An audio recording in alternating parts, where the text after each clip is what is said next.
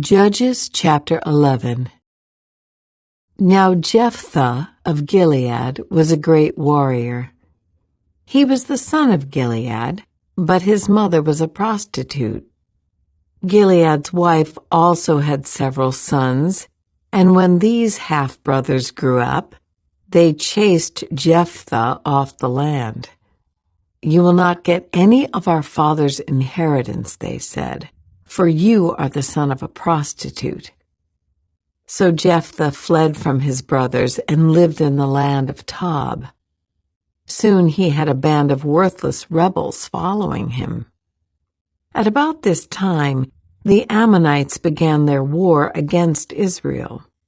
When the Ammonites attacked, the elders of Gilead sent for Jephthah in the land of Tob. The elders said, "Come and be our commander. Help us fight the Ammonites." But Jephthah said to them, "Aren't you the ones who hated me and drove me from my father's house? Why do you come to me now when you're in trouble?" "Because we need you," the elders replied. "If you lead us in battle against the Ammonites, we will make you ruler over all the people of Gilead." Jephthah said to the elders, "Let me get this straight. If I come with you, and if the Lord gives me victory over the Ammonites, will you really make me ruler over all the people?" "The Lord is our witness," the elders replied. "We promise to do whatever you say." So Jephthah went with the elders of Gilead, and the people made him their ruler and commander of the army. At Mizpah, in the presence of the Lord, Jephthah repeated what he had said to the elders. Then Jephthah sent messengers to the king of Ammon, asking, "Why have you come out to fight against my land?" The king of Ammon answered Jephthah's messengers, "When the Israelites came out of Egypt, they stole my land from the Arnon River to the Jabbok River and all the way to the Jordan. Now then, give back the land peaceably." Jephthah sent this message back to the Ammonite king. "This is what Jephthah says. Israel did not steal any land from Moab or Ammon. When the people of Israel arrived at Kadesh on their journey from Egypt after crossing the Red Sea, they sent messengers to the king of Edom, asking for permission to pass through his land, but their request was denied.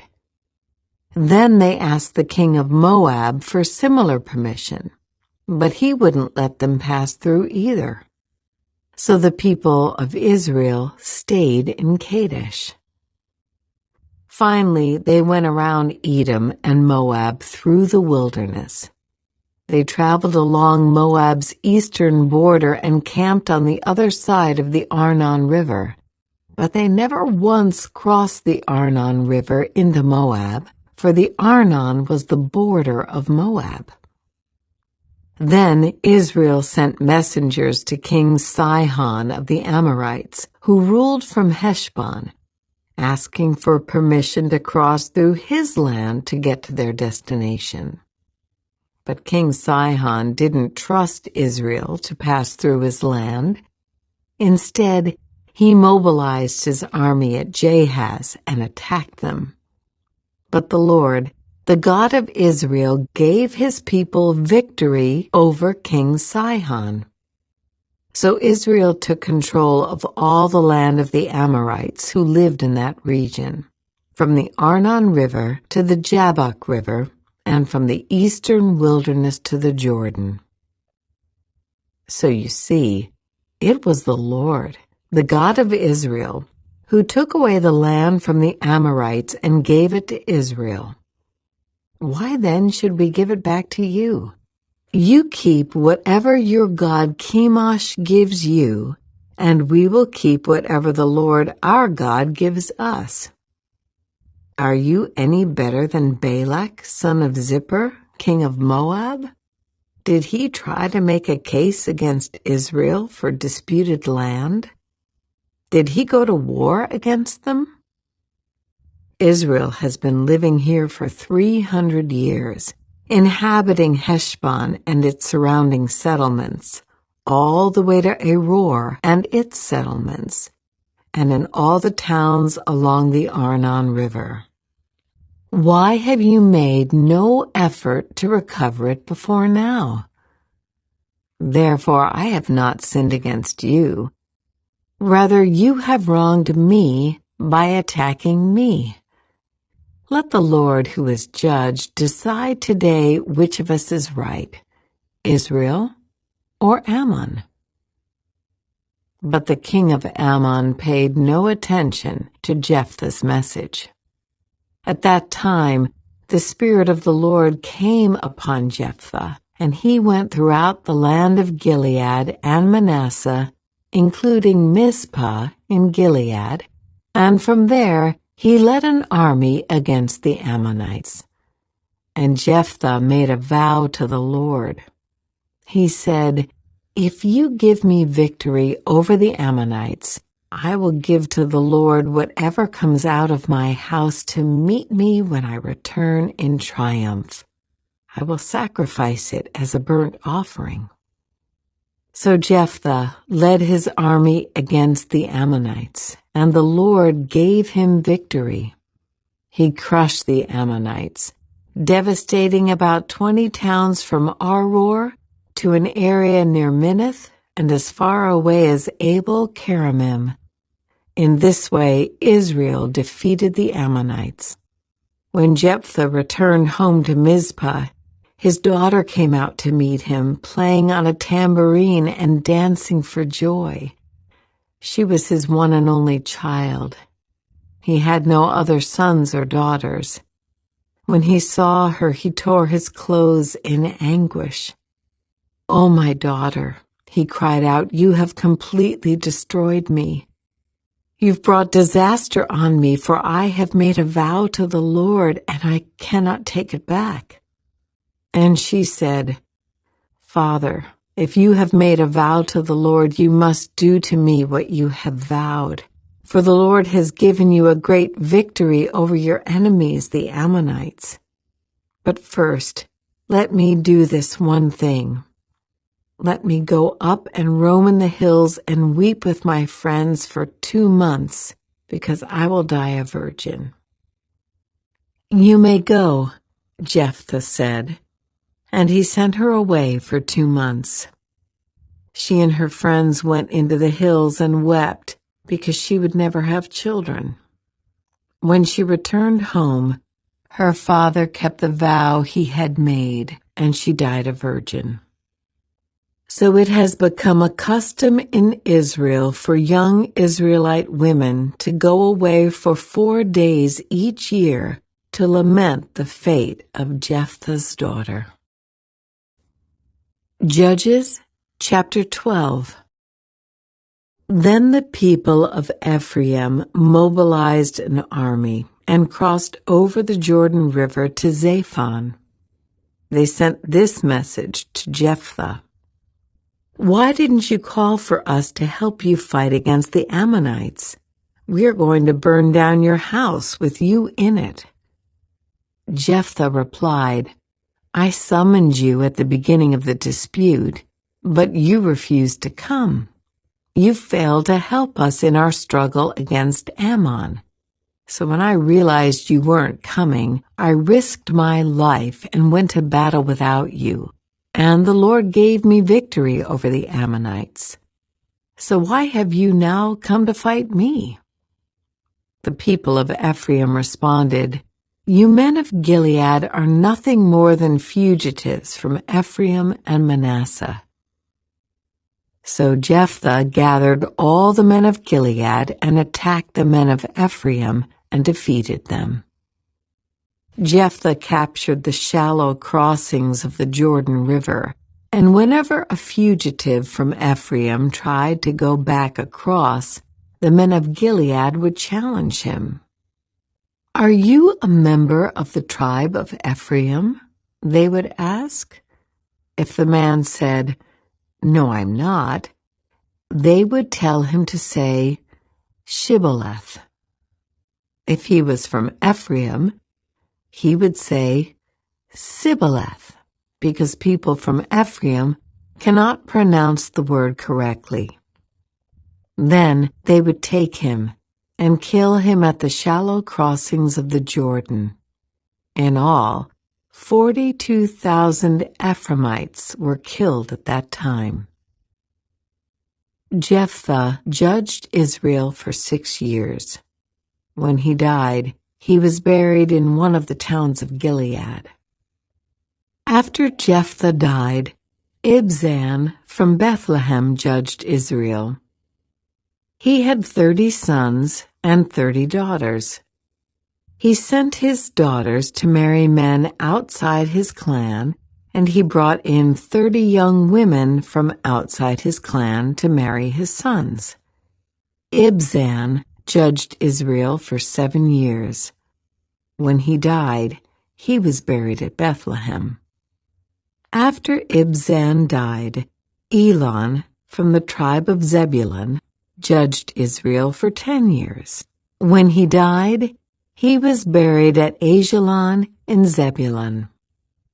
After Elon died, Abdon, son of Hillel, from Pirathon judged Israel. He had 40 sons and 30 grandsons who rode on 70 donkeys. He judged Israel for 8 years. When he died, he was buried at Pirathon in Ephraim, in the hill country of the Amalekites. Judges chapter 13. Again the Israelites did evil in the Lord's sight, so the Lord handed them over to the Philistines, who oppressed them for 40 years. In those days, a man named Manoah from the tribe of Dan lived in the town of Zorah. His wife was unable to become pregnant, and they had no children. The angel of the Lord appeared to Manoah's wife and said, "Even though you have been unable to have children, you will soon become pregnant and give birth to a son. So be careful. You must not drink wine or any other alcoholic drink, nor eat any forbidden food. You will become pregnant and give birth to a son, and his hair must never be cut, for he will be dedicated to God as a Nazirite from birth. He will begin to rescue Israel from the Philistines." The woman ran and told her husband, "A man of God appeared to me. He looked like one of God's angels, terrifying to see. I didn't ask where he was from, and he didn't tell me his name, but he told me, 'You will become pregnant and give birth to a son. You must not drink wine or any other alcoholic drink, nor eat any forbidden food, for your son will be dedicated to God as a Nazirite from the moment of his birth until the day of his death.' Then Manoah prayed to the Lord, saying, 'Lord, please let the man of God come back to us again and give us more instructions about this son who is to be born.' God answered Manoah's prayer, and the angel of God appeared once again to his wife as she was sitting in the field. But her husband, Manoah, was not with her. So she quickly ran and told her husband, 'The man who appeared to me the other day is here again.' Manoah ran back with his wife and asked, 'Are you the man who spoke to my wife the other day?' 'Yes,' he replied, 'I am.' So Manoah asked him, 'When your words come true, what kind of rules should govern the boy's life and work?' The angel of the Lord replied, 'Be sure your wife follows the instructions I gave her. She must not eat grapes or raisins, drink wine or any other alcoholic drink, or eat any forbidden food. Then Manoah said to the angel of the Lord, "Please stay here until we can prepare a young goat for you to eat." "I will stay," the angel of the Lord replied, "but I will not eat anything. However, you may prepare a burnt offering as a sacrifice to the Lord." Manoah didn't realize it was the angel of the Lord. Then Manoah asked the angel of the Lord, "What is your name? For when all this comes true, we want to honor you." "Why do you ask my name?" the angel of the Lord replied. "It is too wonderful for you to understand." Then Manoah took a young goat and a grain offering and offered it on a rock as a sacrifice to the Lord. And as Manoah and his wife watched, the Lord did an amazing thing. As the flames from the altar shot up toward the sky, the angel of the Lord ascended in the fire. When Manoah and his wife saw this, they fell with their faces to the ground. The angel did not appear again to Manoah and his wife. Manoah finally realized it was the angel of the Lord, and he said to his wife, "We will certainly die, for we have seen God." But his wife said, "If the Lord were going to kill us, he wouldn't have accepted our burnt offering and grain offering. He wouldn't have appeared to us and told us this wonderful thing and done these miracles." When her son was born, she named him Samson, and the Lord blessed him as he grew up. And the Spirit of the Lord began to stir him while he lived in Mahaneh-dan, which is located between the towns of Zorah and Eshtaol. Judges chapter 14. One day when Samson was in Timnah, one of the Philistine women caught his eye. When he returned home, he told his father and mother, "A young Philistine woman in Timnah caught my eye. I want to marry her. Get her for me." His father and mother objected. "Isn't there even one woman in our tribe or among all the Israelites you could marry?" they asked. "Why must you go to the pagan Philistines to find a wife?" But Samson told his father, "Get her for me. She looks good to me." His father and mother didn't realize the Lord was at work in this, creating an opportunity to work against the Philistines, who ruled over Israel at that time. As Samson and his parents were going down to Timnah, a young lion suddenly attacked Samson near the vineyards of Timnah. At that moment, the Spirit of the Lord came powerfully upon him, and he ripped the lion's jaws apart with his bare hands. He did it as easily as if it were a young goat. But he didn't tell his father or mother about it. When Samson arrived in Timnah, he talked with the woman and was very pleased with her.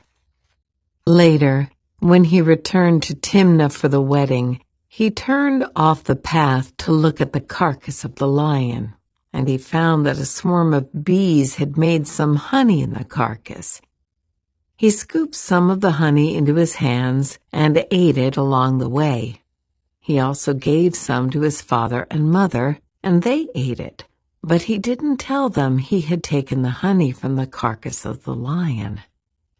As his father was making final arrangements for the marriage, Samson threw a party at Timnah, as was the custom for elite young men.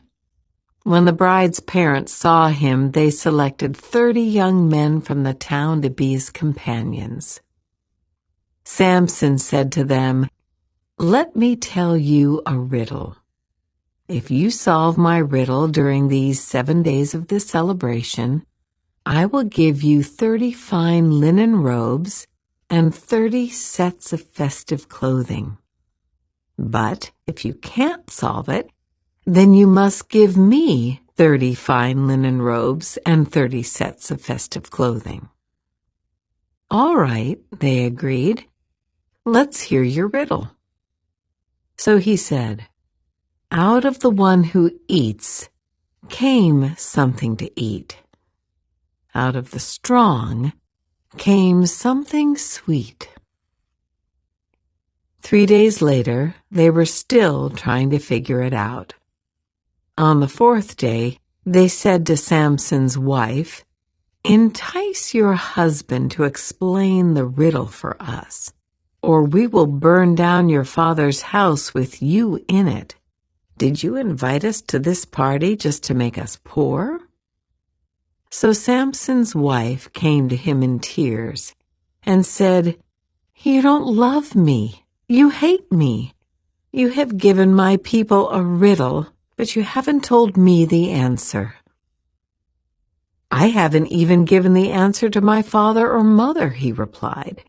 "Why should I tell you?" So she cried whenever she was with him and kept it up for the rest of the celebration. At last, on the 7th day, he told her the answer because she was tormenting him with her nagging. Then she explained the riddle to the young men. So before sunset of the 7th day, the men of the town came to Samson with their answer. "What is sweeter than honey? What is stronger than a lion?" Samson replied, "If you hadn't plowed with my heifer, you wouldn't have solved my riddle." Then the Spirit of the Lord came powerfully upon him. He went down to the town of Ashkelon, killed 30 men, took their belongings, and gave their clothing to the men who had solved his riddle. But Samson was furious about what had happened, and he went back home to live with his father and mother. So his wife was given in marriage to the man who had been Samson's best man at the wedding. Judges chapter 15. Later on, during the wheat harvest, Samson took a young goat as a present to his wife.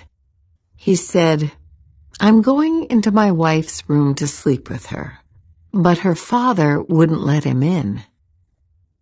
"I truly thought you must hate her," her father explained, "so I gave her in marriage to your best man. But look, her younger sister is even more beautiful than she is. Marry her instead." Samson said, "This time I cannot be blamed for everything I am going to do to you Philistines." Then he went out and caught 300 foxes. He tied their tails together in pairs, and he fastened a torch to each pair of tails. Then he lit the torches and let the foxes run through the grain fields of the Philistines.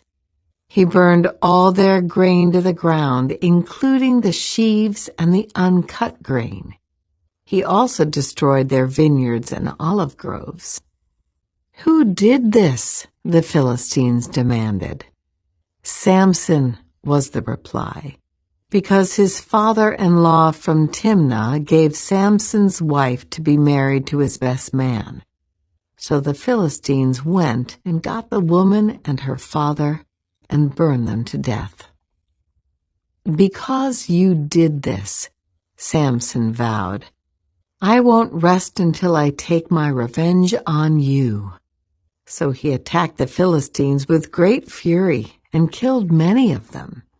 Then he went to live in a cave in the rock of Edom. The Philistines retaliated by setting up camp in Judah and spreading out near the town of Lehi. The men of Judah asked the Philistines, "Why are you attacking us?" The Philistines replied, "We've come to capture Samson. We've come to pay him back for what he did to us." So 3,000 men of Judah went down to get Samson at the cave in the rock of Edom.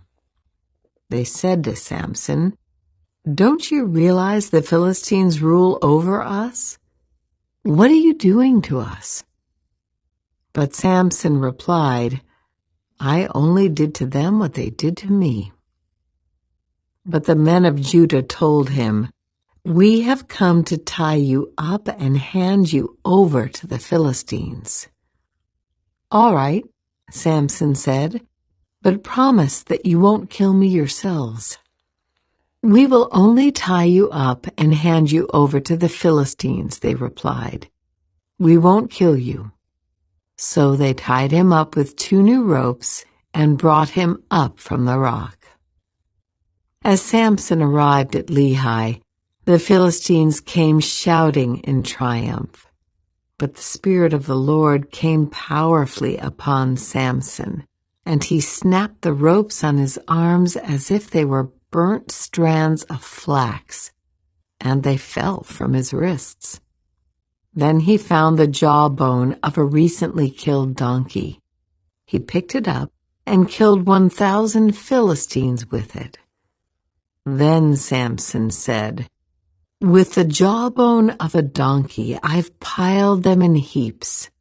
With the jawbone of a donkey, I've killed 1,000 men." When he finished his boasting, he threw away the jawbone, and the place was named Jawbone Hill. Samson was now very thirsty, and he cried out to the Lord, "You have accomplished this great victory by the strength of your servant.